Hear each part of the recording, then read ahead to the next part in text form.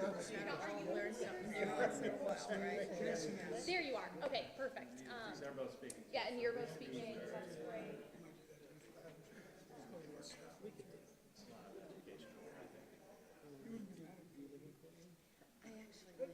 Glad everybody gathered to talk about Green Light for the first time to the session of the county.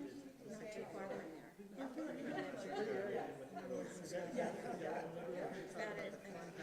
Could I get you to come, like, could I get us to switch a little bit this way so I can get you a little bit towards the front so we don't have a, you know, you having to go around too far? Yeah. He did have a vision. She was much younger. Let's see. All they have to do is say they want it. You know? Maybe you should go right there. That's great. Sorry. Doing great. Thank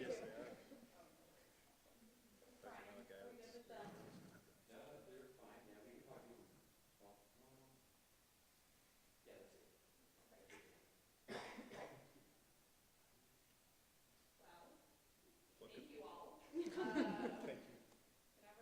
Never know when we're going to be right on time or a couple minutes late. So thank you for getting up behind the podium. What could possibly happen with legislators in the press? It's all good. Just know there's somebody bigger they can hide behind, actually. Just easily, disappear. Thank you. Not in the best of shape, but we get me.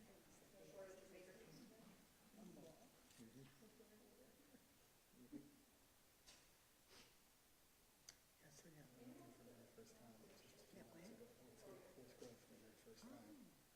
Yeah. Jason, if you want to practice your stand-up, go ahead. Yeah, I do have some material. Save it. That's a good. Neat to see it. Does it involve any of my own joke? No. I'm a reason my family house. I was there for school. Like those little fast. She was looking for like something about crayon. Let's try it. I saw some great things posted around campus, religious oriented, welcoming diversity, increasing diversity, up to Governor will probably please to speak. Yeah, apparently not.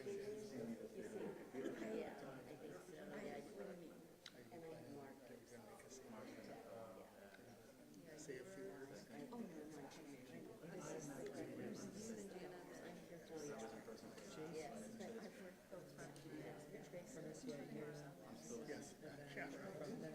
Yes. feels like a moment. Yes. Yes. I mean, it's a full moment, but it's a moment. I talked to past presidents who worked on this bill. Mostly. Yeah, you just got to like carry over. Okay. Yes, exactly. I'm trying to stand where they want me to, so I'm not moving. Thank you. Trying not to shift too much. Sounds good. We might just be another minute behind, so if you want to move around. Move around. Okay. Now we get to it. Okay. Shifting time. We heard it. This is our board meeting, so last week we talked about you joining the board. And So I'm Susan, and you are. That's right. Okay. I just wanted to make sure. I mean, so many people, I think I know who they are, where they're from, and then they've gone and moved to a new job. Still there, yes. And I'm 100% sure remembering his related directly. Okay, wonderful. So her and I went to high school. She's great, but it's great. It's concerning. Good.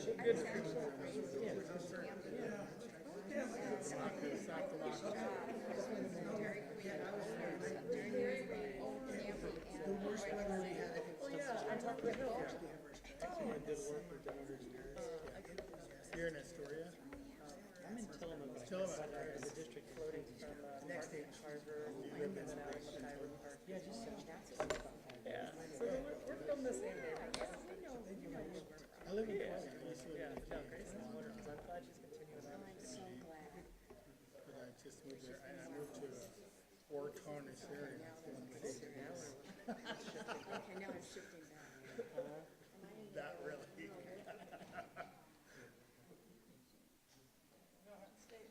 Governor will be down in a second, everyone. Hey, thanks for coming. I'm Roxy. Thanks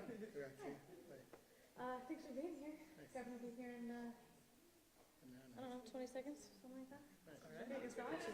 Yeah, thanks for having us. Just a few minutes, seconds. Thanks for coming. Thank you. Thank you.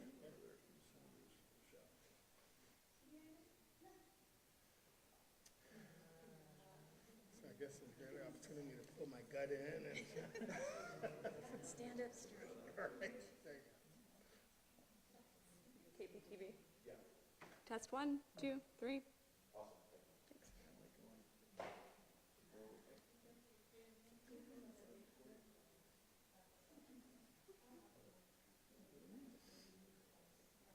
And then you go to public service. This is my 11th year. But I was a teacher for 42. That's a real public service. That's and when I left. Thank you. Thanks for being here. Good to see everybody. Thank you, thank you, thank you. Sorry I'm a few minutes late. Appreciate you. Just a few.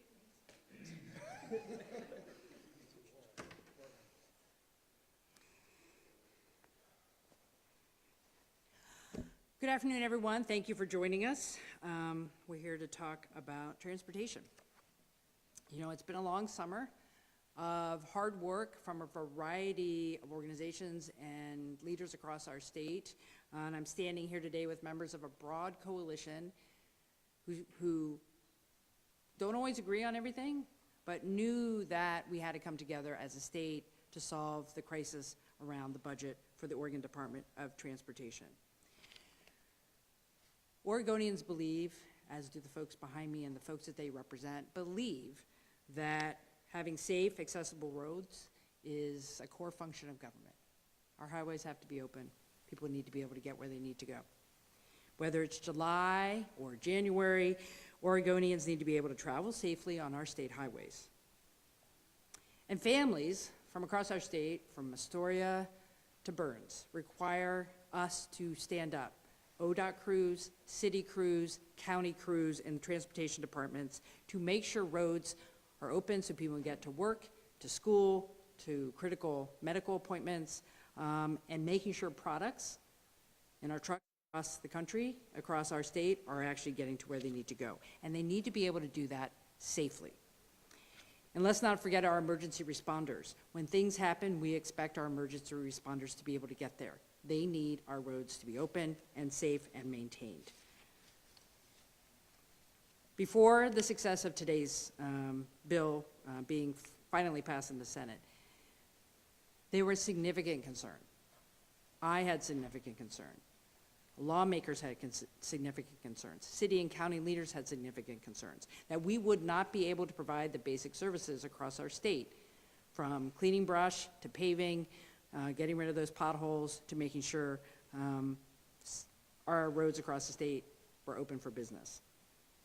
And today, because Oregonians have come together, we will be able to have an Oregon Department of Transportation and also city and county transportation crews and transit available for Oregonians across our state. We have to make sure our seniors, our veterans, our people with disabilities, people who rely on transit have those resources. And we have to make sure that Oregonians have job security by being able to get to work. You know, our transportation system is going to continue to change as our technology changes and our uses change and our workforce needs evolve. But we still need to have roads. You know, and for years we have known that we've had headwinds and challenges to fund the Oregon Department of Transportation. And now we have uncertain times because of reckless decision-making at the federal government level. So we are focused here in Oregon of solving our problems, and the legislature stepped up with a coalition of partners to get this done, so we can have a functional, safe transportation system. I want to thank our lawmakers who are in their communities regularly listening to people about what they need. And they have been incredible partners to make sure we have the resources to pay for safe, clean roads. So I want to thank them for getting it over the finish line. I also want to thank the League of Oregon Cities, the Association of Oregon Counties, our city and county leaders across the state who have been in partnership with the state for decades to make sure transportation needs at all levels are being met. And I want to thank them for their support. You know, the solution to our budget hole was not simple. We couldn't just solve this problem by disinvesting in things and the other parts of our transportation system that are also important. But today we are celebrating the passage of a bill that took a problem at our doorstep and solved it. We also have long-term transportation needs. Let's not pretend that we've solved every issue with the bill that was finally passed today. We have to continue the conversation about our transportation system and the other things that we need to do here as a state. We have outdated roads and bridges we have to continue to modernize, and we need to continue to work with Oregonians to figure out how to get that done. And to do that, Oregonians have to have deeper confidence in the Oregon Department of Transportation. My commitment as governor is to make sure to take full advantage of the tools that have been included in the bill about oversight and accountability for the agency to make sure people understand that the resources that they will be contributing will get the job done. So with that, I want to again thank everyone who has testified and advocated and spoken up about what they want to see in their communities. This bill today is going to make sure we have the roads and the transportation system we need going forward. It is a short-term solution, but an absolutely needed one, and I'm pleased that the folks behind me who will be speaking have been in partnership to get this done. Oregonians across the state will be able to get to work, will be able to have confidence in their system because of the work that was done in this special session. So with that, I'd like to call up our next speaker, which is Representative Javity. Represent. Thank you, Governor. It's good to be with you. I'd like to also just echo what the governor said. This is based, we were successful today because of the leadership of several people, Speaker Fahey, President Wagner, Senator Gorsuch, and Representative McClain, and the tireless work of legislators, the governor's office, who opened their door and made it possible for us to get the information and the data we need. The leadership is why we were successful in passing this fix for our state. Oregonians deserve safe roads, whether they live in Portland or Pendleton or on the Oregon coast. Not a winter goes by where communities like Tillamook and Clatsop County don't have road closures, and sometimes those road closures are the only way that people can get from point A to B. There's no alternative route. Sometimes that blocks them from getting to work. Sometimes that blocks EMT and first responders from getting to people who need that help right away.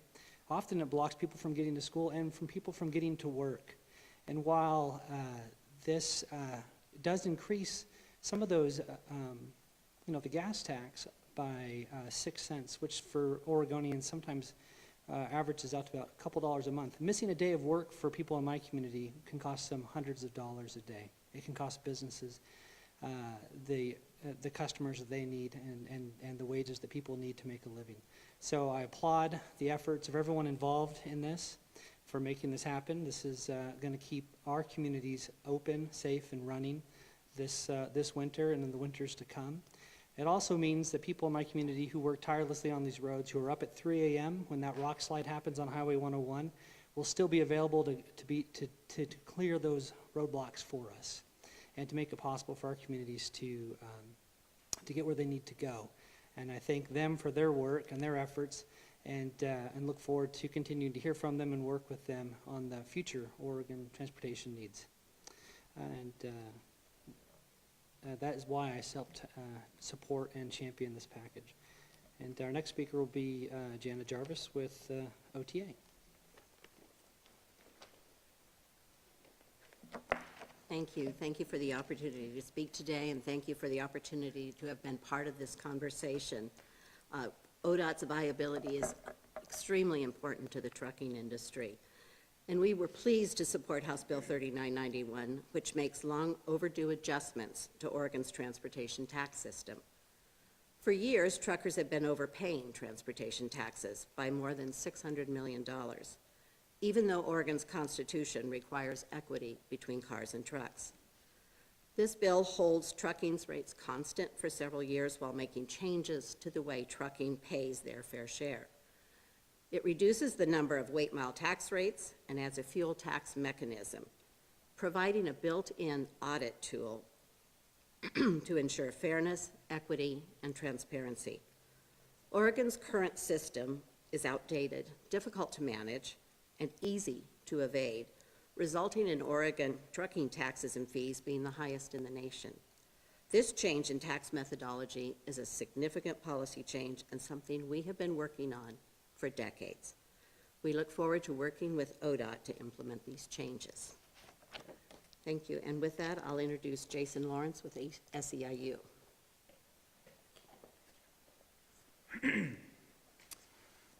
Hello, hi. I'm Jason Lawrence, Vice President of ODOT Sublocal 730, and very relieved to be here. The governor spoke of significant concerns that have been going around for a while now, and I can say there are about 500 people or so at ODOT who had some pretty significant concerns these last few months. So shout out to all of our members who have stepped up with public testimony. Thank you to all of the legislators who have visited our shops and met workers at their sites. It was really it sounds kind of corny, but really a group effort. A lot of people coming together and coming to an understanding about how important, how vital our work really is in all four corners of the state. So yeah, very, very happy to be here. And as I've said a number of times, there's a lot of work ahead still. We need that long-term sustainable funding that the governor and so many legislative leaders have mentioned.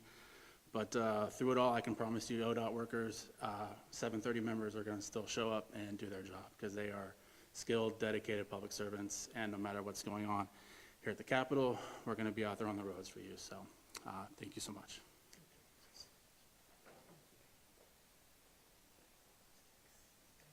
Should have introduced the next person.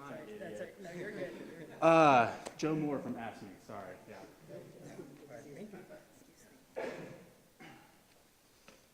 Hello, everybody. I am just here to say thank you to everybody who pushed this package through and preserved the 50-30-20 split. So much of the focus was on ODOT and where the funding was going, and the city and county road workers were kind of getting lost in the process. And it is a cohesive network of dedicated employees who really do tend to the safety of Oregonians and keeping their roads safe, not only for locals, first responders, transit, the local economy. So we at the county level are very gracious that this funding package has been pushed through and that the preservation of the 50-30-20 split went through with it. So thank you. Next up is just Q&A with the media. So I'll make my way to the back. Thank you very much. Thank you, everyone. Roxy? Hi, everybody. I see you're ready to go. A couple ground rules. I'll be calling on Anka for virtual switching off. Please keep your questions just for the governor, and I know we probably have maybe a lot of other topics to ask about. That is fine. Let's start with transportation, and then we'll move on. And when I call on you, Anka's going to bring you the mic so the folks online can hear your question. All right. Dirk? Hello. You probably know there's a lot of talk among Republicans of trying to get this reversed without at least the tax pieces. My understanding is if that's successful, these taxes are on hold until the voters can wade in. So you've been talking a lot today about problems being solved. It appears to me that if they're successful in getting 78,000 odd signatures, the problem still exists. I mean, what happens in that case? Like, are you still pursuing layoffs? How does that work? Well, with the passage of the bill today, and it'll work through the process to get to me, I have directed, and the Oregon Department of Transportation has suspended the layoffs, which are really important.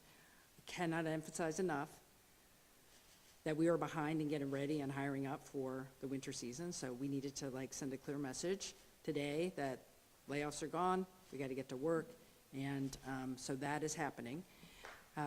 In terms of referral, Oregonians certainly have the right, and there is a process to refer something they don't agree with.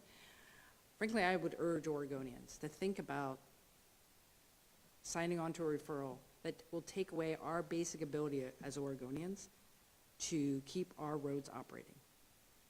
You know, I think sometimes government service, those things that are the best are the ones you don't see.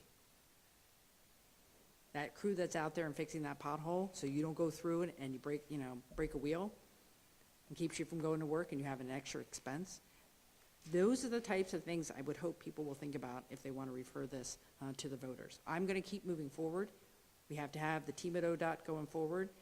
Cities and counties need the guarantee that this money's coming. We're going to move forward with the assumption we have this, and we have to move forward for the state, and we'll see what happens. I don't have any information on whether a referral will happen, how it would be funded, or whether it happens at all. But you're acknowledging if it did move forward even before the vote, if it qualifies, those outcomes you're talking about, those negative outcomes would probably transpire, right? I mean, the new revenue would be frozen. I am just taking one day at a time. We got the bill done today, so I don't have an answer for that. But what I would say to folks is, think twice about referring this. Let's all come together as a state to make sure we have the roads we need. Carlos Fuentes with the Oregonian. You and other Democrats have said that the proposal passed today is a Band-Aid fix.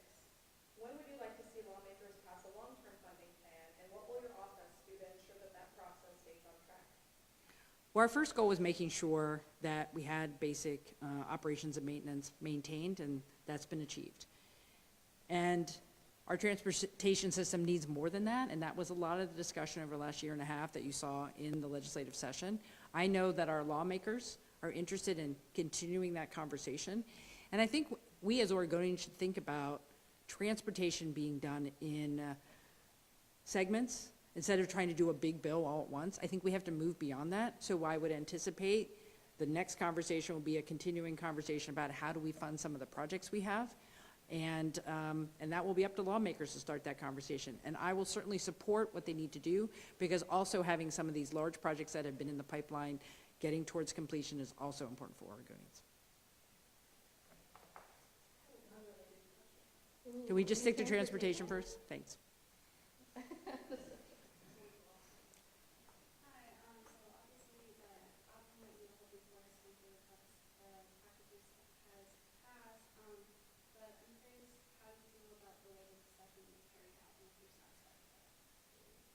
I am satisfied that we have the conclusion of the session and we have the bill we need. At the end of the day, do we get what we need done and the legislature delivered? I also want to point out for folks that sometimes special sessions are not as direct as everybody thinks they are. And in this situation, I would argue we had one member of the Senate who was dealing with life and dealing with health issues. And when he was well enough, he was here. I would also argue back near Labor Day, any Senate Republican could have voted for this package and we would have had it done earlier. It's a shame that we don't continue to have more bipartisan support for transportation. Yeah, I have a question. Nigel Jacobs with Foreign Week. Can you explain why the transit tax increases sunsets? Can you explain why the transit tax increase sunsets in 2028? Well, I think anytime you're trying to put a piece of legislation together, there's always compromise and negotiation. And one of the changes that was in the final bill was to sunset that increase in the payroll tax after 2 years. That provides an opportunity for continued conversations with Oregonians across the state of how they value their transit systems and how they want those to be resourced going forward. So that conversation is gonna start right away, because that is an important piece that now has a clock on it with that sunset in the bill. Yeah, for the transportation day? Yep, go for it. Governor, two questions. The first is, just as far as the process, when you get the bill and sign it, so officially will become law. And the second thing, the same question I asked a lot, can you detail a little bit more about what you specifically have done to urge this across the finish line? Thank you for the question. Honestly, I don't know when I'll have it on my desk. It'll follow the process. It just got finished today. There's paperwork, so it's coming my way. But because it got done, I felt comfortable directing the agency to suspend the layoffs, which was goal number one. And second question was?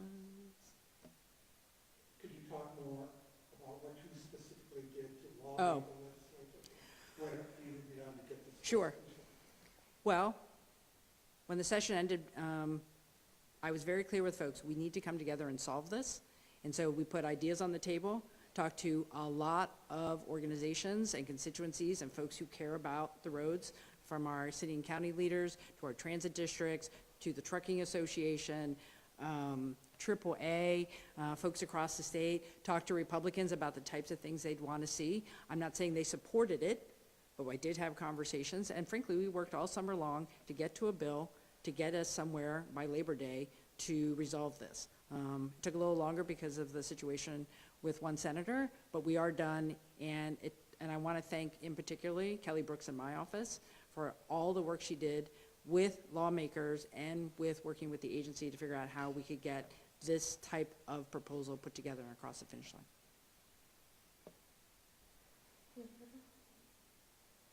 Hi, Governor.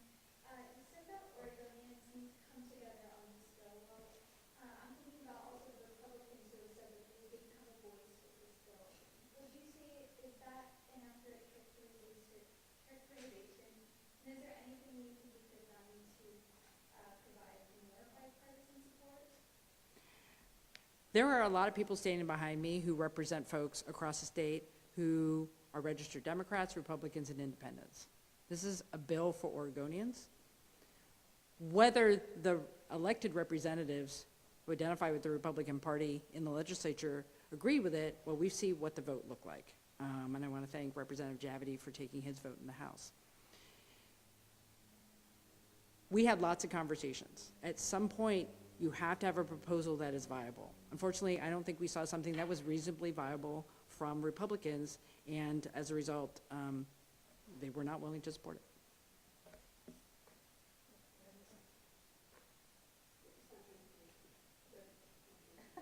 Transportation, going once, going twice. We can move on. Governor, today the AG filed a motion to request a temporary restraining order. When do you expect to hear back on that, and what else are you doing? Well, my understanding, there's a hearing at 4 o'clock to talk about timing of when the court will take it up, so I don't have an answer on where the AG is, but we can get more information from the Attorney General. Next steps are doing everything we can to delay, pause, redirect, have a different outcome. I'm dissatisfied that there has been no real conversation with the Trump administration. Their desire to call up Oregon National Guard members based on faulty information is highly problematic. And I just want to remind folks that this is tough for the members of the Oregon National Guard. They are our neighbors and friends. They are citizen soldiers who have day jobs. We don't have a clear mission. We don't have a clear timeline. That is very disruptive for the Oregon National Guard members and their families who are tied up in this. Do the members have an option to say no? I believe those who take an oath and those who are committed to the Oregon National Guard will follow the chain of command, because that is what they are required to do. Even if I disagree with that chain of command.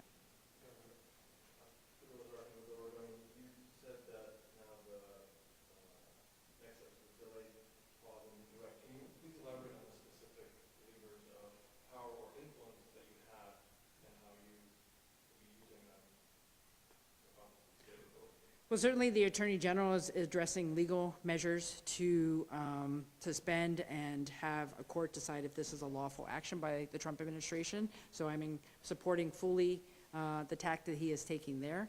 I'm continuing to do what we can to communicate with the Trump administration. It's like, you know, here's what happened. Here's what's happening. There were arrests last night. Portland police had significant units out at the ICE facility last night. They are managing the situation in Portland.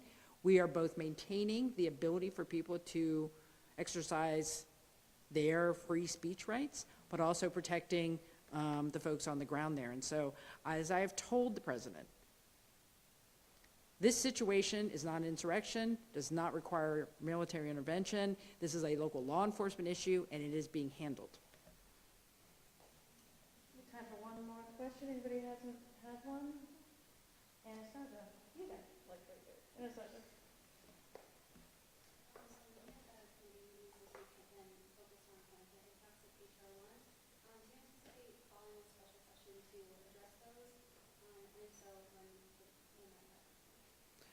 So with regards to HR 1 and the significant anticipated impacts both on the Oregon Health Plan, our Medicaid program, and SNAP, the Supplemental Nutrition Assistance Program, a lot of conversations are happening in the Capitol this week to educate lawmakers and the public about what those mean.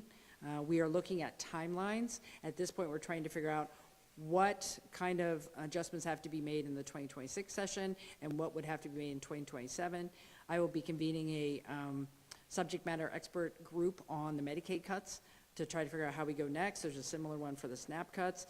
Lawmakers are trying to understand this as well. We're all going to have to come together between now and the 2026 short session to understand what we can do to protect Oregonians, manage for budget difficulties, and frankly be creative when the federal government is literally taking our tax dollars away from us to hurt Oregonians. Governor, have you had any conversations, or do you know of conversations with this new task force commander who's, I guess, in charge of this Oregon operation about what the plans actually are? And what do you know about how these 200 troops are going to be selected? Like, I'm just not sure how you pick from the whole pool and decide who the 200 are. You know, it's a very fluid situation. My understanding is the command that is now in charge of this call-up is asking for information from the Oregon Military Department, but I don't have anything else to share at this point. Hopefully they are consulting to get information on who could be available. Remember, just because you're an Oregon National Guard member doesn't mean you're available right away. Got to look at whether people can get off their job, what the impact on the family. And remember, we have had deployments in the last 12 months. We just had a couple hundred folks come back from Kosovo. It's not like our folks are just sitting around. They need to get back to work into their home lives. And so I hope we are going to get that kind of cooperation for that selection of the members that they're looking to call up. But I don't have any specific detail at the moment. No conversations on your end with this commander about? Not for me, no. All right, we can do one more. Go for it.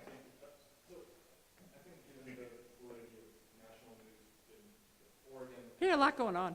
Yeah. I think there might be some uncertainty among Oregonians about exactly how things might play out, right? So things move quickly, but how are things going to play out? What kind of certainty, if anything, can you offer Oregonians about how this little piece of the news that is going to progress, how it'll progress and play out?